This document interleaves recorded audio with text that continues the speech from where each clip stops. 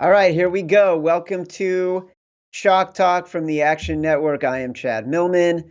Normally, I come on with Blackjack Fletcher, but he's drying out after a weekend at the Breeders' Cup with Paul LaDuca and our one-name wonder Stuckey. Normally, I'll come on earlier, but my 15-year-old duped me into driving him a place that was 40 minutes away, and he said it was only 20 minutes away.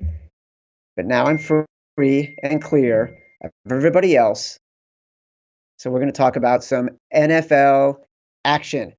Send in your questions, get them rolling. I'm sure you're going to want to talk about every game. I can talk about every game. I'm just looking at my screen here as some questions come in. But I will tell you. All right, here. We already got one about a game I want to talk about. So I'm going to scroll over here. At Brop 785, Bears, Bills, Broncos, Battlestar Galactica. This is so interesting. Literally, before we started this Periscope here, I was looking at the Bills plus 10. I just saw that Khalil Mack is out, Allen Robinson is out. I tend to favor the big home dogs. It's hard for me not to want to bet the Bills plus 10. I've been waiting all week just to see if it gets a little bit higher with people being against Nathan Peterman, but I am probably, as soon as this is over, going to bet the Bills plus 10. I have already bet the Broncos. This has been a crazy line. So this game opened Broncos -1. It got bet up by the wise guys to Broncos -3. The public came in, seeing the Texans having won 6 in a row. They bet it so hard that this game got down to Texans -1.5. That's when the wise guys came back in. They have now bet the Broncos back up to -1.5. I got the Broncos at +1. I think they're the right side. A couple things on this. Number one, I'm a huge fan of the Broncos defensive line. Talk about adjusted sack rate, which is a very fancy way of saying they can rush the passer. They are third in the league in adjusted sack rate. The Texans are at 29th in the league. So I'm looking at my screen because I keep getting texts from my family. The Texans are 29th in the league in adjusted sack rate. And Deshaun Watson gets rid of the ball in 3.14 seconds. That is second longest in the league. So I'm talking about Von Miller. I'm talking about the rest of their pass rushing trio there on the defensive line. I just think they're going to be the better team at home. Now they're a short favorite. I like them as a short dog. So I'm going to be all over the Broncos. All right, next question. At Briars_bets92, how do you like the Panthers -7? I don't like it. I don't like it at all. In that scenario, at that number, I would probably take the Buccaneers. I think that it's too big of a number for someone like Ryan Fitzpatrick, who is so unpredictable that in a huge, if the Panthers are win, I just worry about the backdoor cover. Panthers could be up by double digits late in the game, and Ryan Fitzpatrick can find a way to get his team back into it. I also don't love the Panthers secondary. I think they're susceptible. We've seen it this year. So we saw it especially against the Falcons. They tend to give up a lot of yards. They tend to be a team that has dramatic wins and close wins. So I would favor the Bucks at +7. Let's see. At selfmade_Baran, Bears, Chiefs, Texans locked. I am on the Bills. I am on the Broncos, as we just talked about, and I am on the Browns. This is a weird matchup with the Browns and the Chiefs. The wise guys have been all over the Browns. This game opened at 10, got 85% of the money coming in on the Chiefs, and the line has moved in the opposite direction, a massive reverse line move on the Chiefs in this game. So the line moved from 10 to 8. So forget about the turmoil with Hugh Jackson and Todd Haley. I actually like to play teams when there's radical change going on in their system. I think it opens them up. I think it brings enthusiasm when there's something like this happens. And then look at the Browns defense.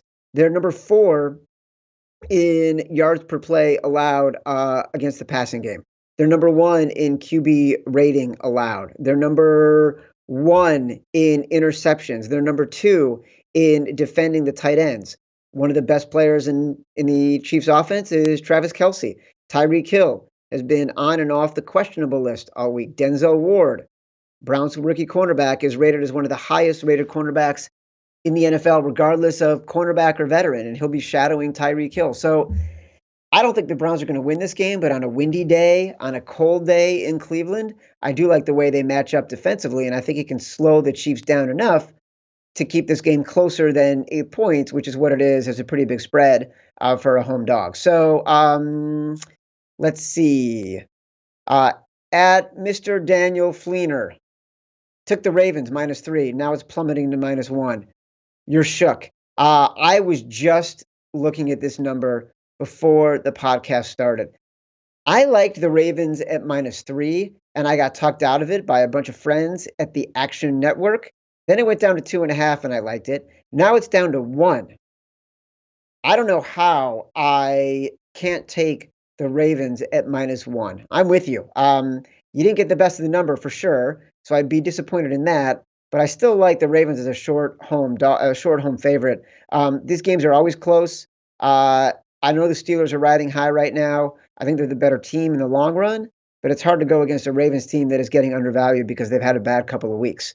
At Eddie Zamitis. So I went on the Syndicate's podcast this week. I would encourage everybody to listen with Eddie Zamitis and Vic Chokshi and Jonathan Addo. You like any of the games we gave you on our pod? Broncos, Saints, and Ravens? Eddie, you know it, brother. I've talked about these games so far on the Periscope. I've liked all of them. I like the Broncos. Even at -1.5, I still like them. Saints, I love at +2, +2.5. That line has moved a tremendous amount. And I just talked about the Ravens. So I like the Ravens at -1 a lot more than I like them at -3, which is where they were earlier in the week. Houston versus Denver. So we talked about this one. I definitely like the Broncos. I really think this is a matchup of bad offensive line for the Texans versus very good defensive line for the Broncos. You give me a short home favorite with the much better defense. I'm going to take that all day. Here's a good one. At Will Soberton. Who do you like in the Miami-New York game, and why? Do I trust Osweiler? I do not trust Osweiler at all. I think I'm probably going to bet the Jets. There are 3 games that I'm thinking about that I haven't bet yet that I probably will bet before the games kick off. I will probably bet the Bills +10. Their defense is just too good. That's too many points. They probably could have covered against the Patriots if not for that pick 6. I'm nervous about Peterman, but 10 is too high. I've just been waiting to bet it to see if it got higher. I'm probably going to bet the Ravens -1, and I'm probably going to get the Jets +3. The Jets have been playing good teams, and they haven't been playing well, but they're going against a Dolphins team that I just don't think is very good, and I think this is a week for them to get healthy. And so I have no faith in Osweiler, so I'm going to be on the Jets, likely for sure. Washington at Atlanta, at Arlo 616. I am not playing this game. I love the Redskins when this game was open, and it opened about 1.5. Now it's up to 2. Honestly, this is just about I'm not getting the best of the number. And I was seeing the early money come in on Atlanta. So I was hoping this number would dip a little more and it would get closer to pick, or Atlanta might even be favored. And it didn't get there. I waited too long. I would have liked to have played the Redskins, and I didn't.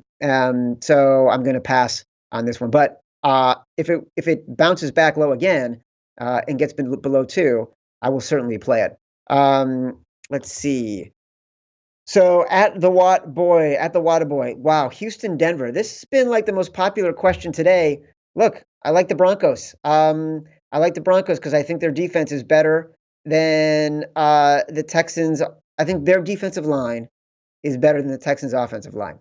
And if Deshaun Watson takes more than 3 seconds to get rid of the ball, which is second longest in the league, which is what he does, I'm going to go for the Broncos defensive line to get close to him often enough to win this game.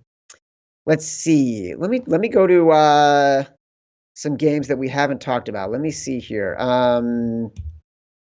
Here's a game that Chargers at Seahawks. The Seahawks -1.5. Really, really hard game. I normally love short home favorites, but I feel like the Chargers are underrated. And Philip Rivers is having an MVP caliber year. They are off of a bye. I worry about their defense. It's just not very good. I worry that the Seahawks running game has been getting better.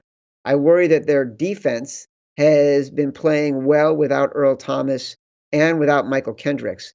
So there's a reason why I haven't played it yet.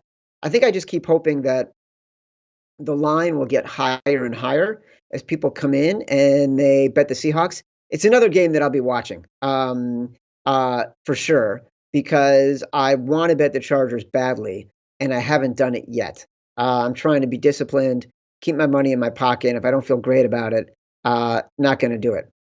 Let's see. At Will Soberton, I think this is your second question, buddy. Any value in taking the Packers money line pregame and then hoping to get a Pats live line at plus money? Wow, that is next level stuff.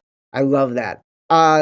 Look, it's a challenging hypothetical question because, of course, there's going to be value in taking the Packers money line pregame and then hoping you can hedge when and get some Pats money line plus money during the game.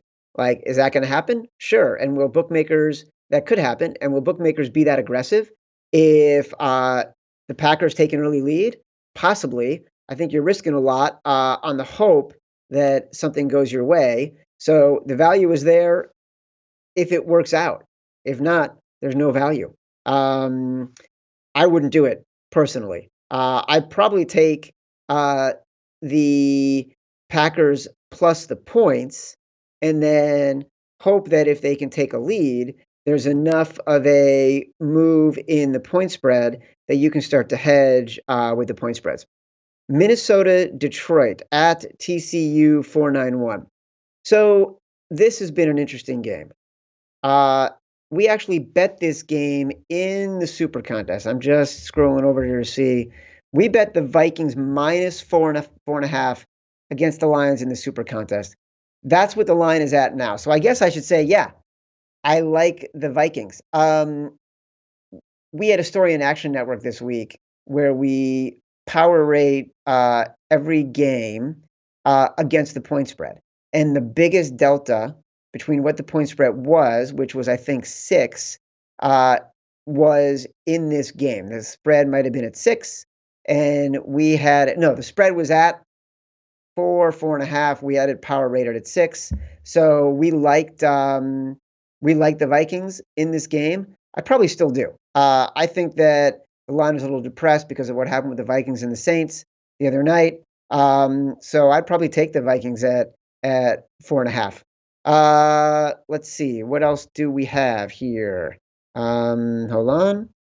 We're going to go for about 5 more minutes. At Brew Crew, Deer 414, Rams Saints. This might be my favorite game of the day. And so at One Spain One, what's your bet of the day? I feel like there's a couple things going on in this game. One, massive movement in the direction of the Saints, in the direction of the Rams. So I feel like I'm getting a lot of value on the Saints right now at +2, +2.5 in a lot of places. The Saints offensive line, if you look at adjusted sack rate, which I said before, a very fancy way of saying they either can get to the passer or they can protect the passer.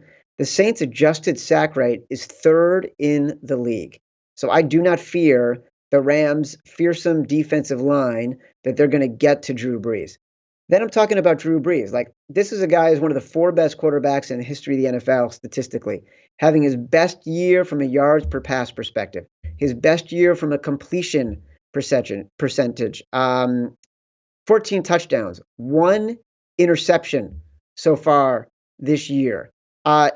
He's playing at home as an underdog, knowing that if he wins this game, he has a chance to put his team in the driver's seat for home field advantage for the NFC playoffs. I bet the Saints 18-1 to win the Super Bowl before the season began. I bet the Saints for this moment. So absolutely 100%, I am all over the Saints in this game. All right. How about the over-under in Jets Miami at Chris Chinas, I guess. How about the over-under? Schefter reports horrendous field conditions, 43.5. I'm going with the under. PJ Walsh in his best bets on at actionnetwork.com or at actionnetwork.com. He loved this game, and not just for the field conditions, which I think are going to be awful. As Schefter reported, I saw that on SportsCenter this morning also. He talked about efficiency. Like, these two teams hold the ball longer and take longer to produce plays than just about any team in the NFL. So you're not going to have that many plays. So if you give me bad conditions and you give me 43.5 on the under, I will tell you, I've been seeing it at under 42, at 41.5. It's getting pretty close to a key number in totals at 41. So I'm less inclined to play it. But I will say that I do like the under almost as much as I like the Jets +3 in this game. Let's see. From at Ryan Caldwell 10, over 18.5 first half Bears Bills. That's a tough one. That is a tough one. I don't love it. I'll tell you why. The Bills' pass defense is 6th in the league. The Bears are without Allen Robinson, and the Bears are without Khalil Mack. So what you're telling me is that I've got one of the best pass defenses in the Bills going against the Bears offense that is not going to have one of the best pass catchers. Meanwhile, the Bills offense has Nathan Peterman, who throws the highest interception rate of anyone in history, and no Khalil Mack for the Bears. I don't like it. I don't like the Bills offense enough. I don't like the Bills defense against the Bears offense enough to go over 18.5. All right. This is it. Last question. At Chuck, hold on. Is this the last question? Let me see. All right. Last two questions. At Jamizzle23, how do I feel about the Packers money line? Don't like it. Don't like it at all. I am not betting. I'm not betting against the Patriots at home with the Packers as an underdog. There's just no way. At Chuck C81, the over in Tampa, Carolina. So that game is now at 55.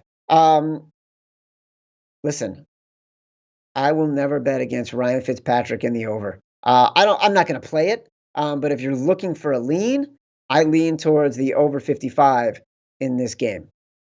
All right. It's 12:33. You got about 27 minutes to go in and get your bets. Thank you for watching Chalk Talk from the Action Network at Action Network HQ. Go check us out. Download our free app. You can get all the information I just talked about in our free app. Go download it, track your bets, have a great time, go win some money. I'll talk to you later.